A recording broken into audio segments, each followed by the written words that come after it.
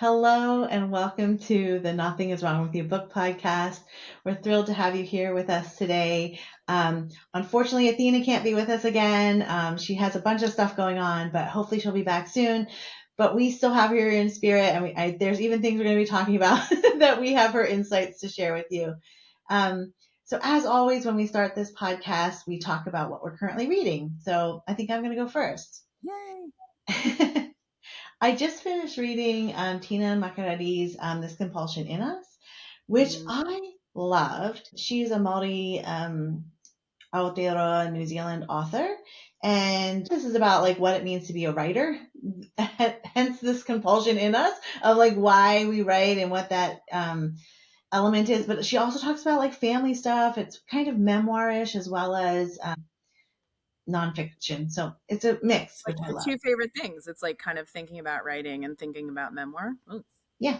I like this. I always go buy a bunch of books right after this. Yeah. And I'm going to use our bookshop link from now on. Yes. For those of you who are just following us now or haven't been following us, we do have a bookshop link. So we're affiliated with bookshop.org. And in that, you get to support us as well as support independent bookstores. So check it out. Link in bio. Everything we recommend. So for your summer reading, if you haven't bought it yet, great way to do it. Exactly. And then the other two books I listened to, so I don't have copies to hold up. But the one was If We Were Villains by M.L Rio. I loved it. I think it's an older book. Like it's not anything new, but I don't even remember how I found it. Probably somewhere on Instagram. We've talked about that before, how we find books. And it's based on these students that are actors, like in theater school, and Shakespeare. They're doing Shakespeare, and so there's a lot of Shakespeare in there, and just the interplay and the dynamics. Young people, I loved it. It was brilliant. I love the whole addition of the Shakespeare that was woven in it. Like it didn't feel overdone, but it just felt right. I love that.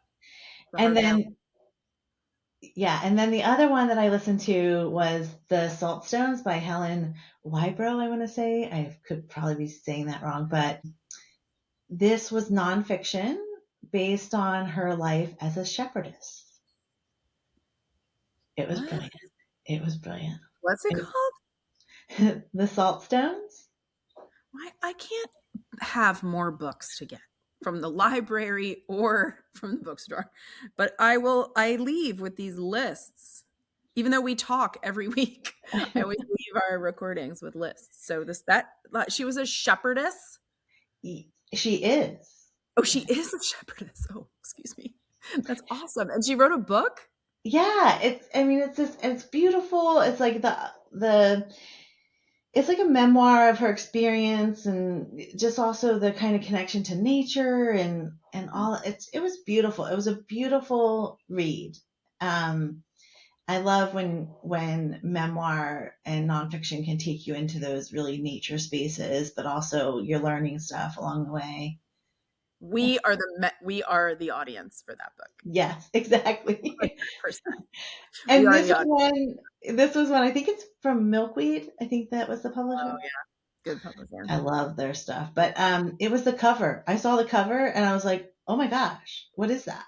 See, and that is the reason I bought Cacophony of Bone, having nothing. You guys loved it, but I just saw it in a bookstore in Oxford, and I thought the cover was so pretty. And then I sent you a picture, and you're like, "I love that book." I'm like, "I literally bought this randomly because I thought the cover was pretty." So, yeah, sometimes right. You never know when those pretty covers turn into magical books for you. Yeah, you never know. Well, I mean, that sounds like a must to me. At least a library hold. I'm trying to do that more.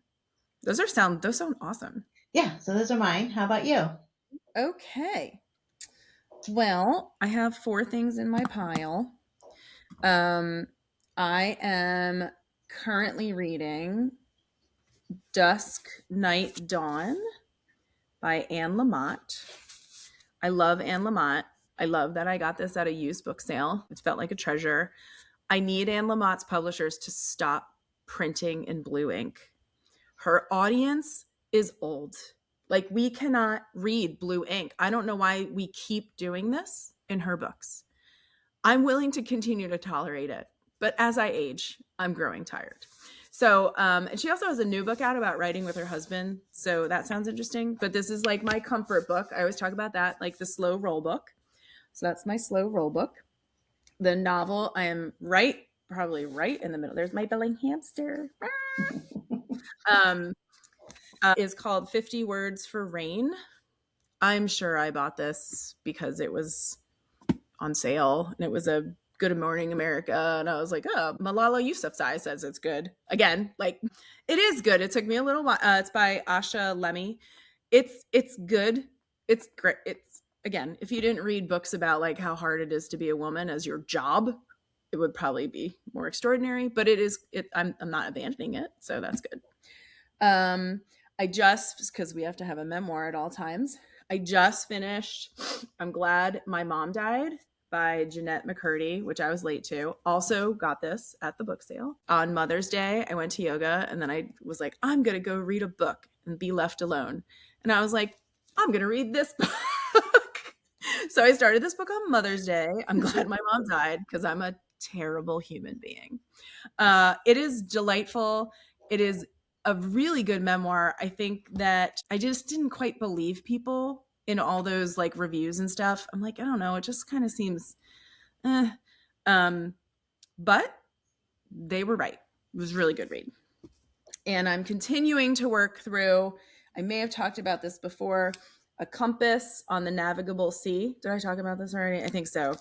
No, maybe not. 100 Years of World Literature. It is edited by Daniel Simon, who is the editor of World Literature Today. I found out about this book because I got an email saying they were using 2 reviews that I published, which I think is really cool to be an anthology. And there's just, this book is so rich, I can't even deal with it. It's like essays it's 100 years of essays and reviews and poetry from World Lit Today. It's overwhelming in its scope. So you can also drop in easily and out. So if you like anything having to do with literature beyond the like traditional Western canon, this is a fantastic companion forever. It's going to take me forever to read this book, but those are that are sitting next to my desk right now. And the only one I've recently finished is the McCurdy book. I'm deep in the middle of all the rest. Awesome. Yeah. I actually haven't read that one either. Again, it was out there everywhere. Yeah, it was everywhere. And, right. I was like, why do I care about a Disney? Like, it just felt, we've talked about this before. Like, it just felt like the generation gap is starting to feel bigger with stuff like that. But I thought it was great. Like, I thought it was funny. I thought it was in some ways really relatable, and then not, because I wasn't a child star with a completely psychopathic mother. But like how front facing her world looked, and then what her life actually looked like. I like those stories. So I think it would be really interesting to listen to, especially if she's the narrator. I mean, every time I had a minute, I would pick it up and read it. That's always a good sign. Yeah, I mean, the cover is like pink and yellow. I was like, oh, I don't know. But for $3, I was willing to try, and I'm really glad I did. Don't judge a book by its cover. Yes, even though covers sometimes make you buy it. Or buy a book because of its cover. Either way, we're good. What is it? Right. There's 2 ends of that spectrum. Yeah. So this episode, we are diving into something we talked about in our other episode, which is about acknowledgements and the importance of them. Like, so often people just read the book, close it at the end, and walk away. And there's this little section at the end that's the acknowledgements that we're like, they're so important. Not only do you get to understand the author a little bit more, sometimes even their writing process, whatever it is, it's a way of continuation of the story. And so at the time, it was briefly blipped of a message in the podcast, like, we should do a podcast on that. So here we are doing a podcast on acknowledgements. I think maybe we could talk first, or need to talk first, about how, as an author, how terrifying it is to write acknowledgements. I was so afraid, and the one that I picked, acknowledges that too. But I'm like, I was so terrified that I was going to like leave somebody out or not. I mean, I really, it's a thing that I think most authors are really thoughtful about. So I think that's why I always read them. I'm also very curious who they thank, because sometimes that tells me like, oh, they're in a writing group with that person, or oh, they went to that school, so they had that person as a professor. You start to see how small the world is in some ways with acknowledgments. So I just know from a writing perspective, they're hard, they're scary, because I was terrified that I think I have mine here. I was going to look at it, but they really matter, right? They're not a throwaway. I think that's what your intro, right? They're not a throwaway. Like they're part of the experience of the book. So the fact that I, have this book in front of me, and we'll get, but I want to talk in general about them first. I remembered the acknowledgments of this book, and I loved this book, that I'll talk about in a second. But and I'm just getting it out of the library again and looking at it. I'm like, this is epic. Like this is the most epic acknowledgments on the planet. And I think if we can just get people to look at them, it would be really important, because you often learn a lot more about a book in that process. What about you? What are your general thoughts about acknowledgments? I mean, I love that you brought up as a writer, right? Because even when I was prepping for this podcast, I was like, I know there was a collection of books that I went through as a writer to get ready to write my acknowledgments, to go like, how did they do it? What was their methodology? How did they, because again, to your point, is really making sure you recognize all the people that had such an impact on you while you were doing this work. Heavy work of writing, publishing, right? Like all of that space. And then again, like you, looking at who they're connected to, other writers they recognize, often who their beta readers are, or even editors, like who are these people? And I love when I see people I know, right? Like, oh, I didn't know that they knew that person. I knew that person, like those kind of moments. But I also think it just gives an insight to the process of writing a book, right? That it's not so often everyone assumes it's just the author on their own, which it is, right? They're writing it, but it's a whole community around them. And not only is it grants or funding that they might get and they might acknowledge, it's the family that supports them throughout the whole thing. It's their writing community, it's their reader community, it's people that bring them food while they're in the process. I think my pets, like it's their pets. Like the dog sat at my feet the whole time that I wrote this book. Like all the pets that I think I say something like all the pets that made my family a family. Like, how can we not acknowledge these beautiful animals that have stood by as we sit and write? Yeah, and I think that's what I love about it so much, right? Because again, you're reading a book by an author and you finish the book, and now you get to hear about the community that supported that author as they did that work. That's I'm sure there's probably a like consumeristic or productivity reason too. Like you could look at them and be like, oh, that's their agent and I write like them. And I don't read acknowledgments that way, but it would be, I'm sure it's a bit of a farm for people if they're trying to figure out the industry a little bit, or, oh, maybe this person would read my book. That is not my intention, but it is also something that might be useful to people who are listening that are writers, that if they need ideas or they need, oh, who's the agent? I've gotten that advice a lot. Like, oh, go look and see whose agent is blah, blah, blah.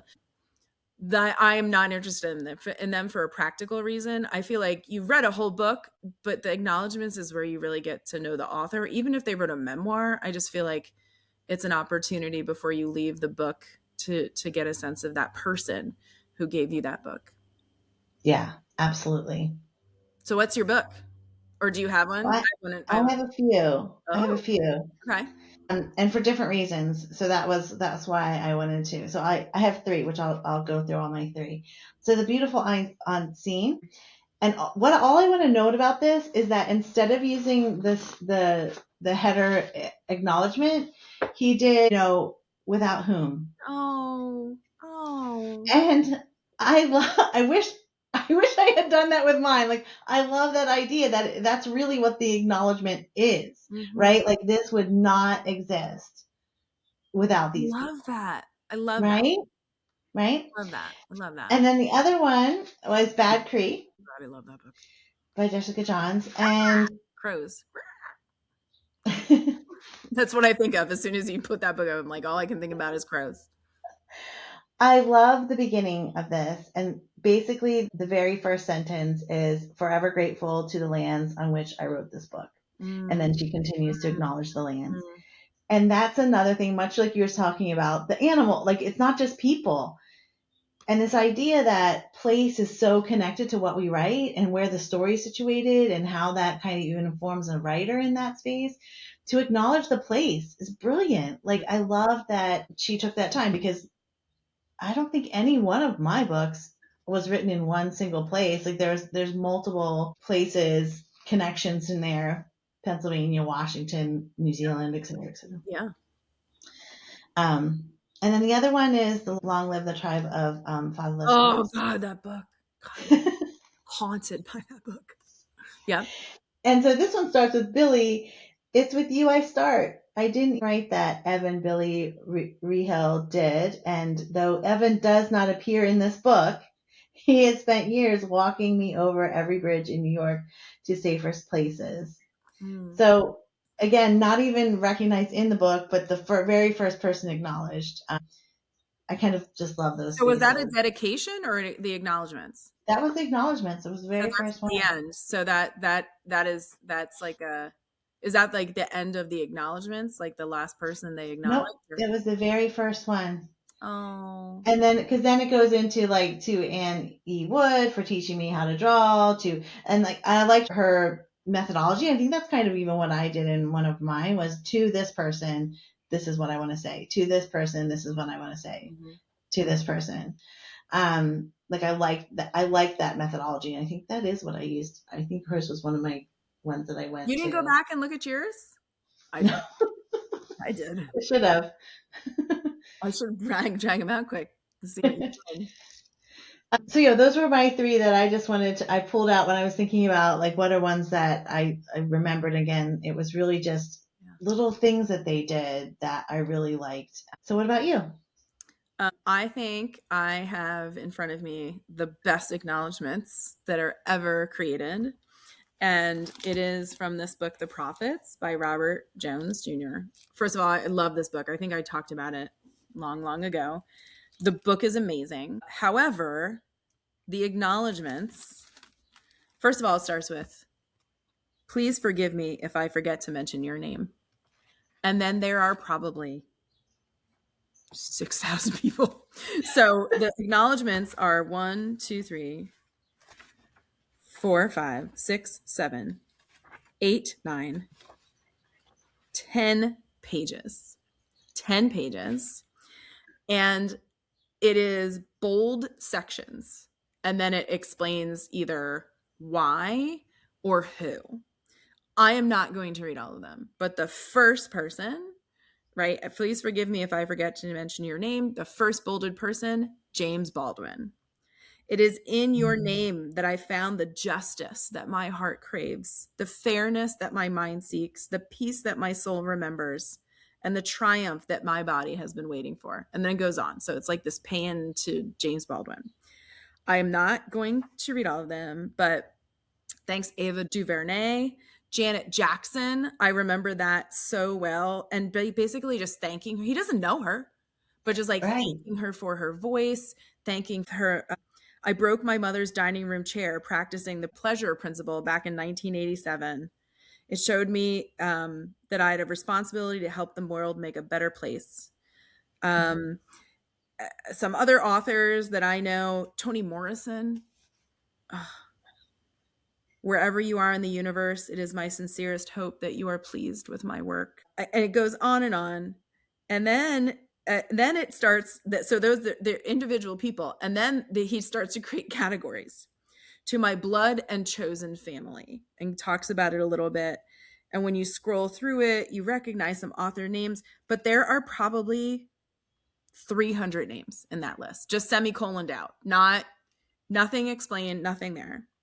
Then a bunch of authors, your unfathomable creativity, artistic achievements, and shining genius made it possible for me to imagine a reality where I had a chance. And that list is Gloria Naylor, Alice Walker, Zora Neale Hurston, like just Gabby Rivera, who we had on campus. When I was lost, your voice and your songs guided me home. And then a huge list of singers. I'll skip some, but your courage is a balm, but also a shield. Thank you for your service and sacrifices. And then it lists ancestors who suffered in the struggle. And then I think it crescendos. He thanks Kimberly Crenshaw in here, but she's just embedded in a list of other people that you might know or not know. And then I like the last page. I'm not going to read it all, but bolded. To oppressed peoples caught up in the prison industrial complex, made true justice, rehabilitation, and reconciliation prevail. Shout out to sex workers and to every house of every ball. So talking about ballroom culture, may you all be safe. We speak your names, and then it names all of the people that have died at the hands of police. And then the last two, interesting that you brought that up, to the Native, Indigenous, and First Nation people whose land I was born and nurtured on, thank you. And then the last bit of this 10-page compendium, to the entire African diaspora and all marginalized peoples everywhere, together we create a movement. Together we can smash injustice. Love makes us capable of both things. Like, I have goosebumps. I just think these acknowledgements are so incredibly personal, and I honestly, I couldn't tell you much about what the book is about at this point other than I loved it, but I remember these acknowledgements. Like, this is what I remember about this book, that the deep gratitude that runs through these 10 pages for, I don't want to say literally, but probably like every author that inspired him. Thinking about, like you just said, nobody does it alone. Thanking Janet Jackson for inspiring him as a young Black man to move his body. Thanking Alice Walker and all these other writers for inspiring him to have a voice. Like, that is pretty much, if anybody writes a book, it's probably a 10-page acknowledge. If you think about what gets you to the place where you believe your voice matters, and then you know how to use your voice, and then you learn how to put your voice in the world, we all probably could be writing 10-page acknowledgements. Yeah, 100%, right? Yeah. Like, again, because of all those things that build you to be who you are, to write what you need to write, they would be huge acknowledgments. But I love that idea of, like, again, Janet Jackson in there, the idea of music being part of life as well, and not just the books or the authors that influence, but the musicians. And again, the acknowledgement of place and all of that. That's brilliant. I love it. I love it. I hope this gets people to at least look at that, but also to read the book, because I was sad that it didn't win the National Book Award that year. It was up against Cloud Cuckoo Land. I assumed one of those two books would win the National Book Award, and neither did. It's the only time I've ever sat and watched the live, like, awards. I watched it live because I was so excited to see Cloud Cuckoo Land or this book win, because I was so excited about both of those books, and then neither of them won. I was shocked. I'm like, what do you mean it's not either of those books? I never read the one that did win. I was like, no, I'm protesting. But so I did look at my acknowledgements because I was obsessed with them. And first of all, right, like, you grow in importance. My last friend is you, right? I would have quit a long time ago, right? Like, you have these things that you feel about people, and you get to say it. But I thought I was so clever because I thanked my former self, right? I thank you to 15 years ago me, who found space to write drafts of her feelings and experiences, so many of which would have been forgotten if it weren't for her. Like, I actually really deeply feel that. Like, I am so grateful that a person in the midst of I almost feel like that's a different person, because so many of those things, when I went back to read them, I forgot. So then I'm in the middle of this 50 words for rain, and I was like, I haven't finished it, but I'm going to look at the acknowledgements. Again, I thought I was so clever. And the last person she thanks, and lastly, thank you to my former self for surviving the rain. And I was like, see, I'm not weird. Like there is this idea like of gratitude for your own being that got you there as well. So I was like, oh my God, I can't believe this book that I'm currently reading does the same thing. And I bet there's others. And if you've read them, put them in the comments. But I think there's something to be said about finding gratitude for your own self for showing up to the page. So I loved that she did that. I was like, yes, yes. So that was a weird synergy of finding somebody else that did that. And I'm sure there's way more people that did that. And I wasn't nearly as clever as I thought. But there is a gratitude to self that I wish more people would acknowledge. Yeah, absolutely. And I think in the one you also offered it on the prophets, I think it's similar, right? It's recognizing the impact of it. He didn't say self, but all of those elements was recognizing who he became. Correct. Right? Like every little bit. Yeah. Like, and imagine if you and I wrote acknowledgements like that. Like it would be so overwhelming, but also what an interesting exercise. I mean, that would be a really interesting exercise to sit down and be like, all right, let's do 5 bolded categories and then think about what each of those means. Because I think we think acknowledgements need to be short or pithy or, and they don't have to be. To me, this was part of the book. And I love that we're talking about this because I love the whole creation of a book. So it's part of the reason why I don't like my Kindle, because when I read on there, and again, it's just for practicality, I never even remember the title of the book that I'm reading because I don't see it all the time. Yeah. And I just realized the other day, it doesn't have, I think I was talking to you, right? It doesn't have the front cover matter. Oh no, it was at book club. Or the back cover matter. And if it does, I don't see it. Like it's not the same.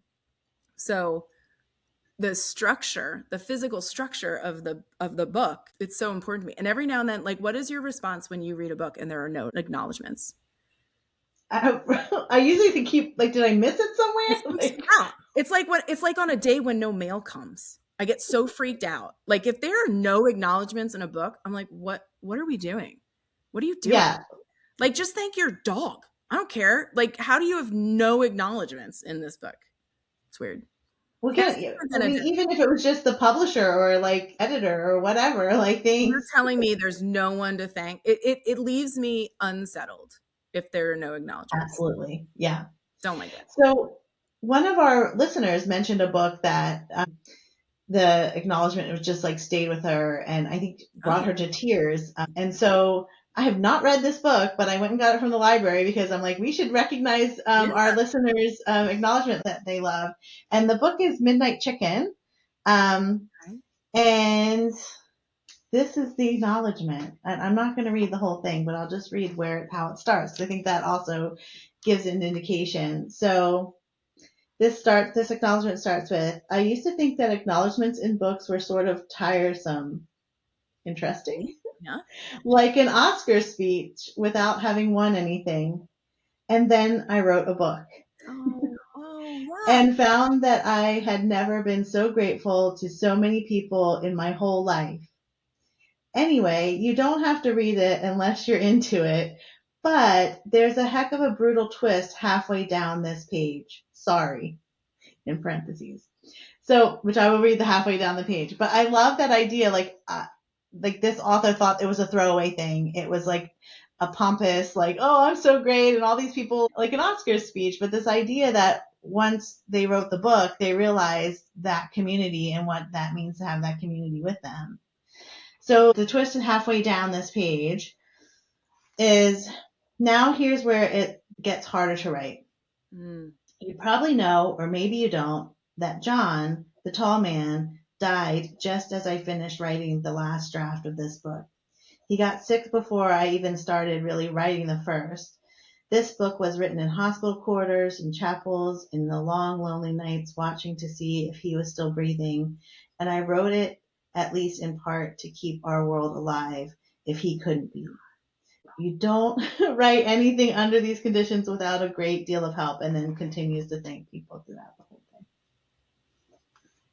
Storytelling. It's all just another part of the storytelling if they're good. Yeah, and this is another very long acknowledgments. I think this even highlights what we're talking about, how it Well, started, and then like the impact of life around you and the I people would that you love in imagine that space. I'm assuming that's a person that you've spent time with as you read the book, so you're also attached to this person. Maybe you don't know that he has died. So like Yeah, I don't know. But you're now, I'm assuming that's why the reader that talked about this, like now you're attached to this person. And now you also understand it's not just like, oh, that's sad, that person's dead. Like now you understand the import of that person in this world and the loss of them leaving it, because you've been in the world that she was trying to keep alive. So I could see that being a really tremendous gut punch, especially if you didn't know. yeah. Mm. But at the same time, brilliant the way she's like, Mm. and then there's this heavy twist in the middle. Sorry, like you're gonna see that in this. Again, this is what we're trying to say is that the book doesn't end at the end of the book. The acknowledgement is just as important because it gives you more understanding of the author, their life, who surrounds them, the places that impact them, the cultural influences that have like, impacted them. I think it in some way brings more depth to what you just read. Yeah, absolutely. And it's like the last taste that's left on your mouth too. It's that sweet cherry at the ending. Like it's just that last little thing that we as readers should not ignore if we want to, I think, be good participants. I love that we just spent all this time talking about acknowledgements because we're such geeks. But I think if we can get people to have a deeper appreciation for something that does, like she did, she felt like it was a throwaway until she wrote a book and then it wasn't anymore. So I think that's a great place to kind of end this conversation about it, because that author, what was that author's name? Ella Reiserbridge? Okay. Bridger? So she said it all. Like she said it all. And what's the undertitle? Midnight Chicken. So it's Midnight Chicken and Other Recipes Worth Living For. Oh, So what it a great appears to be title. like a memoir slash like recipe book. Oh, I love that. Okay. Again, I had never read this book. I didn't know anything about it. I just picked it up to read the acknowledgement. So thanks to our viewer for mentioning that. And Yeah. again, I think always the note here, if you have other acknowledgements that have impacted you, please make sure you comment that. Well, we'd love to know about it. But I feel like I need to start a Substack. I have a Substack, but like do an article about like the top 10 best acknowledgements or something. So if you have some to offer, we will seek them out, because yes. I am inspired by the topic for sure. So speaking of elements of books that when you're talking about your Kindle, the acknowledgments when it's not there, it's like haunting. But to just talk about the back copy, so I'm just going to read this one to you because as I was holding it up, I saw what it says. Things to remember. This book has 3 main morals, and I urge you to remember them and apply them liberally.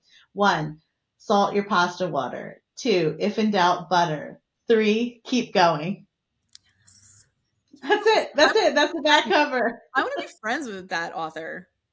It's brilliant. It's brilliant. I'm really gonna have to check it out now. I have it. Way to amplify that, dear listener. Yeah. Love it. Thank you. Awesome. Yay. I acknowledge you, Rebecca, for all your wonderfulness, how you help so many writers. Not just Thanks, you're good. Yeah. We should all have gratitude for these people. Hi, everybody. Thanks for spending some time with us today. We 3 love talking about books, and we love each other, and we're so glad that you're spending some time with us as we share these things that we love. Thank you for all you are doing to help us create this community of readers in a time where we all need everybody to read more. If you could hit the thumbs up down below, it would really help us out. Subscribe wherever you're listening or watching. Share an episode with someone else who loves to read or maybe just needs to be reminded that we don't have to like all the books in the world. We would really appreciate it. Thanks for everything you're doing, and really just thanks for joining us and creating a space for us to do this thing that we love. Thanks.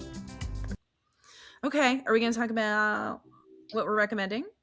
So, as always, at the end of the podcast, we share a book that we want to recommend with you, whether it's something we're just really loving or really resonated with us. And this is one Colleen read first, mentioned it in this podcast. So, it was one that I wrote down and then went to and really enjoyed it. So, Colleen, what is the book we are recommending today? So, we are recommending, this is basically a Sarah Winman fan podcast at this point, but we are recommending Tin Man by Sarah Winman. And I'm not going to tell you too much about it, but I can tell you that I posted about this on Instagram, how much I loved it. And my dear podcasters also read it. And the feedback that I got was, I can't believe you put me through that. That was such an amazing book, but it's also so heartbreaking in all the best ways. I don't know if that's a thing. It is really good. I really loved Still Life. I feel like Tin Man and Still Life are next to each other. I read her first novel. It was fine. It was clearly a first novel, but it was still delightful. But like, I feel like Tin Man is and it's like 200 pages. It's not even that big of it's 200 pages. It's not even a commitment. So I am obsessed with Sarah Winman, and I hope that you can find this book, and I'm glad you all liked it. But yeah, I just bought it because she wrote it after Still Life. I was like, I want more of this, and I got it. Yeah, so I think what's really interesting because you were obsessed with Still Life, and Obsessed. it was the Still Life had been on my list forever, but somehow Tin Man came to me first. Oh, And I know. So because a lot of it's when it comes from the library. And I loved Tin Man. I actually loved it more than Still Life. I love the character development. I love the slow unfurling of the story, like really allowed me as the reader to be within that space. It was beautiful. it is. Tin Man's tighter than Still Life. I Yeah. think like Still Life was like like it was just this kind of luxurious sweeping novel, and so much of it was in spaces that I love. Like this one is like tight 200. There's not that I think she wastes words, but there's not a lot of description. There's not a lot of all the things that I loved about Still Life. Like this book is efficient. Yeah. But obsessed. I mean, I really think like this could just be a Sarah Winman fandom page at this point. And the way I found her was a former student that I had in high school who often posts books that I would have no interest in. She posted Still Life and she was like, this is the best book I've read in my life. I am not exaggerating. I have it in my car. Like I just read paragraphs when I'm like sad. I'm like, okay, well, I'm maybe should check this out, and could not stop. So I came to Sarah Winman from a person from 30 years ago in my high school classroom. So this is the perfect reason about why amplifying authors matters, why talking about what we read matters, because that was a gift. Like to me, giving me Sarah Winman was a gift. So yeah, brilliant. So if you're running out to buy it, you can get it from our bookshop. Not that I'm being, but like we have a link with all these books that we talk about all the time. We have a little bookshop.org corner now as an affiliate, and it would be awesome if you were so inclined to get a copy of Tin Man, which I encourage you from your library, from a used book sale. My half my pile is used book sale, but if you're going to buy it, you could check out our little store. It's in the links in not bio, but Show notes. But yeah, and with that, so we also have linked all the books we've recommended from season 1 and season 2 so far. So if there was something we recommended, or you just want to kind of go back to what we recommended last year, last season, you can check it out there, as well as we do our best of for each year. And so those are all linked in there as well. So it's a great resource if you're just looking for something to read. Whether you buy it from there or not, it's just also a good way to get all of our recommendations in one place. It was a fun project to get them all into one place, other than the Google Doc that we all share. So it was a nice way to kind of get that in the world a little more strongly. Yeah, absolutely. Well, thanks for joining us today. We hope you have a great one and keep reading. Happy reading. Bye.